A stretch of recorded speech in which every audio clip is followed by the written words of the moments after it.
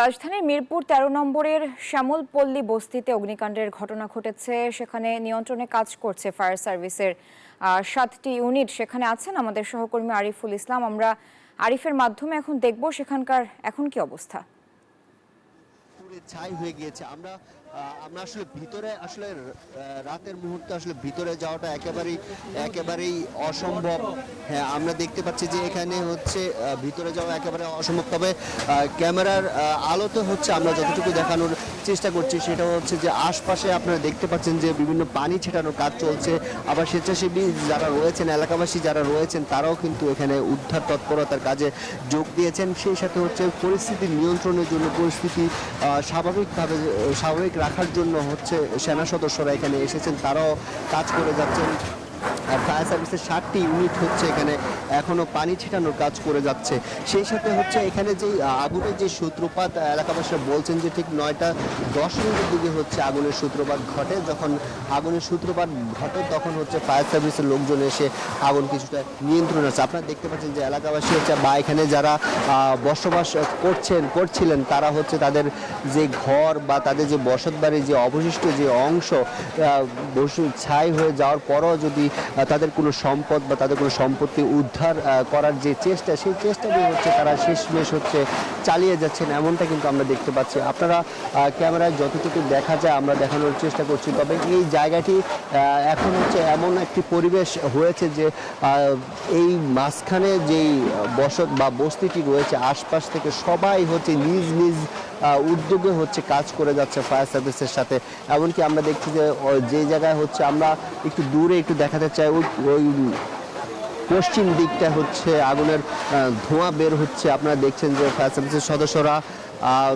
সার্ভিসের সদস্যরা হচ্ছে পানি ছিটানোর কাজ করছে। সেই সাথে আপনারা দেখছেন যে ধোঁয়ার যে আভাস দেখা যাচ্ছে ওই পশ্চিম কর্নারটায়, রাতের জন্য মূলত দেখানো খুব বেশি সম্ভব হচ্ছে না, তাও আমরা যতটুকু সম্ভব দেখানোর চেষ্টা করছি যে ধোঁয়ার যে আভাস দেখা, সেখানে আবার ফায়ার সার্ভিসের সদস্যরা পানি ছিটানোর কাজ করছেন। আপনারা দেখছেন যে ফায়ার সার্ভিসের সদস্যরা চেষ্টা চালিয়ে যাচ্ছে যাতে কোনোভাবে যাতে এই আগুন যাতে আবার বেড়ে না ওঠে। তবে মাঝখানে কিছু জায়গা হচ্ছে মাঝে মাঝে ধোঁয়ার উৎপত্তি ঘটে, যেখানেই ধোঁয়ার উৎপত্তি ঘটছে সেখানে আবার ফায়ার সার্ভিসের সদস্যরা পানি দিয়ে যাচ্ছেন। তো রাত 9টার দিকে হচ্ছে রাজধানীর ভাসানটেকে হচ্ছে আগুনের ভাসানটেকে একটি বস্তিতে হচ্ছে আগুনের সূত্রপাতটি ঘটে। আগুনের 9টা 10 মিনিটে যখন আগুনের সূত্রপাত ঘটে, তারপর এলাকাবাসী ফায়ার সার্ভিসে তথ্যটি জানায়। তারপর ফায়ার সার্ভিসে হচ্ছে প্রথমে 2টি ইউনিট, পরে হচ্ছে টোটাল 7টি ইউনিটের চেষ্টায় হচ্ছে রাজধানী ভাসানটেকের বস্তির আগুনটি নিয়ন্ত্রণে নিয়ে আসা সম্ভব হয়। তবে এখনও দেখা যাচ্ছে যে মাঝে মাঝে হচ্ছে ধোঁয়ার আবাস তৈরি হচ্ছে, তখন সেখানেই আবার ফায়ার সার্ভিসের সদস্যরা পানি ছেটানোর কাজ করছে। আমরা দেখছি যে এখানে স্বেচ্ছাসেবী সংগঠনেরও লোকজন এখানে এসে আগুনের স্বেচ্ছাসেবী সংগঠনের লোকজন এসেও হচ্ছে এখানে যারা ছিল ফায়ার সার্ভিসকে, এখানে যারা ছিল বসত ঘরের মালিক বা যারা এখানে বসবাস করতো তাদেরকে সহায়তা করছেন। সেই সাথে হচ্ছে এখানে ফায়ার সার্ভিসের সদস্যরা কাজ করছেন, তাদেরকেও সহায়তা করছেন। এখানে 9টা 10 মিনিটে যখন আগুনের সূত্রপাত হয় তখন এখানে স্থানীয় যে এলাকাবাসীরা বলছেন যে 9টা 10 মিনিটে যখন আগুনের সূত্রপাত হয় তখন হচ্ছে এখানে বাতাসের ব্যাগ এতটাই প্রবল ছিল যে বাতাসের কারণে হচ্ছে আগুনের শিখা হচ্ছে দ্রুত ছড়িয়ে পড়ার কারণে হচ্ছে আগুনের পুরো বস্তিতে হচ্ছে আগুন ছড়িয়ে পড়ে, যার কারণ হচ্ছে এই আগুন বিকট আকার ধারণ করে। সাথে সাথে হচ্ছে প্রায় 300টি ঘর হচ্ছে আগুনে পুড়ে ছাই হয়ে যায়। আর এখানে এখন আপনারা দেখছেন আপনারা দেখছেন যে এখানে হচ্ছে যেই বসত বাড়িতে যে পুড়ে যাওয়া যে অবশিষ্ট যে অংশ বা এখানে যারা বসবাস করতেন তাদের যে অবশিষ্ট যে অংশ, সেই অংশটুকু হচ্ছে তারা উদ্ধারের চেষ্টা করছেন, শেষ সম্বলটুকু রক্ষার একটি যে চেষ্টা, তারা সেই চেষ্টাটি চালিয়ে যাচ্ছেন, এমনটা কিন্তু আমরা দেখতে পাচ্ছি। এখানে যে আগুনের যে সূত্রপাত হয়েছে, কয়টার দিকে হচ্ছে আগুনের সূত্রপাত হয়েছে? আর আপনারা 3 ঘন্টা আগে 7:30টার দিকে সম্ভবত আগুন লাগছে।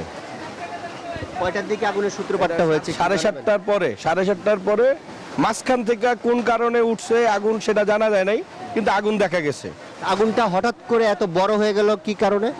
এটা এই পাশ থেকে ওই যে সব তো টিনের ঘর হইলে তো বাতাসে আসে। প্রথমে বাতাস উদিক ছিল, আগে উদিকে পড়ছে, তারপরে আবার বাতাস এদিকে আসার পরে এদিকে পড়ছে। তো ছাদ থেকে যেভাবে পারছে চেষ্টা করছে আগুন নিয়ন্ত্রণ করার জন্য। ঠিক আছে এখানে কতটি বসতঘর ছিল কি মনে হয়? তা প্রায় 300-র উপরে রুম ছিল আনুমানিক, গোনা তো আর নাই, আনুমানিক 300। মানুষের কোনো বা শারীরিক কোনো ক্ষয়ক্ষতি এখন পর্যন্ত শুনেছেন? তো কিছু শুনি নাই, কেউ পড়ছে বলে মনে হয় না। মানে মালামাল বাই করতে সময় কম পাইছে, কিন্তু আগুন ঝটপটি মনে করেন তাড়াতাড়ি আইসা পড়ছে। আপনারা শুনছিলেন যে এখানে যে ভাসানটাকে যে বস্তিটি রয়েছে এখানে প্রায় 300টি বসতঘর ছিল। আর এখনো কিন্তু আমরা দেখছেন আমরা আসলে ক্যামেরায় দেখানোর চেষ্টা করছি যে এখনো হচ্ছে ফায়ার সার্ভিসের সদস্যরা পানি ছিটানোর কাজ করছেন। এছাড়া এলাকাবাসীর পক্ষ থেকে যে স্বেচ্ছাসেবী লোকজন রয়েছে তারা সবাই এসেছেন, তারা এসে হচ্ছে আগুন নিবানোর কাজ করা।